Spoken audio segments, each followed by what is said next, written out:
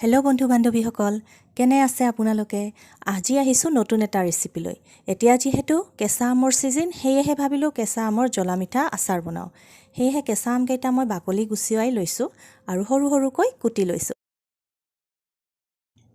এতিয়া কেৰাহী গৰম হ'বলৈ দিছোঁ আৰু ইয়াতে দিছোঁ ধনিয়া গুটি অকণমানি, পাঁচফোৰণ, চফ অৰ্থাৎ গুৱামুড়ি আৰু বেহৰ কেইটামান। এতিয়া গোটেইখিনি মই ভালকৈ গৰম কৰি ল'ম যাতে ই ফুটিবলৈ ধৰে।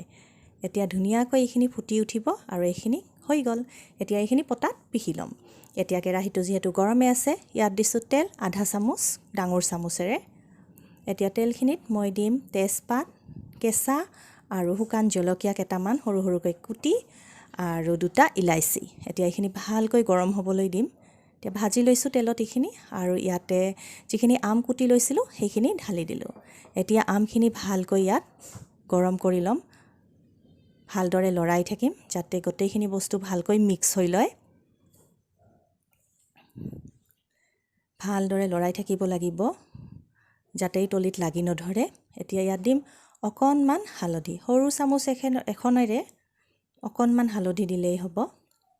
আৰু তাৰপিছত দিম ইয়াত অকণমান নিমখ, সৰু চামুচেৰে আধা চামুচ। আৰু গোটেইখিনি ভালকৈ লৰাই আছোঁ।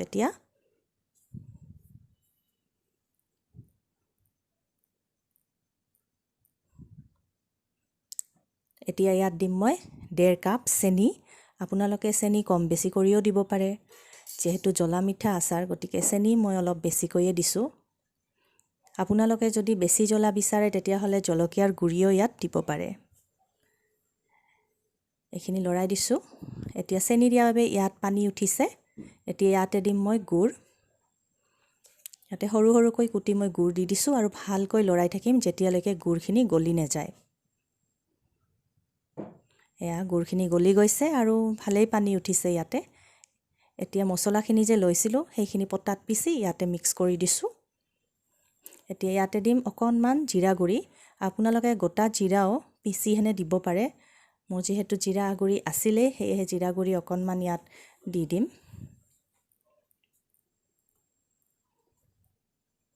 এতিয়া আকৌ ভালকৈ লৰাই থাকিম গোটেইখিনি বস্তু। এয়া কালাৰটো দেখিছে ধুনীয়া হৈছে আৰু ই লাহে লাহে গ্ৰেভি হ'ব ধৰিছে। বেছি ইয়াক গোটাও নকৰোঁ আৰু বেছি পনীয়া কৰিও নেৰাখোঁ। এয়া আমৰ আচাৰ ৰেডি। এতিয়া এইখিনি ঠাণ্ডা হ'লে ধুনীয়াকৈ আপোনালোকে বৈয়াম এটাত ভৰাই থ'ব পাৰিব আৰু 3-4 মাহলৈ ধুনীয়া হৈ থাকে। এনেকৈ আপোনালোকে আমৰ আচাৰ বনাই ৰুটি দি বা লুচি দি খাব পাৰে। ইমান দূৰ মোৰ ভিডিঅ' চোৱাৰ বাবে ধন্যবাদ। Thank you so much. Keep watching. Bye-bye.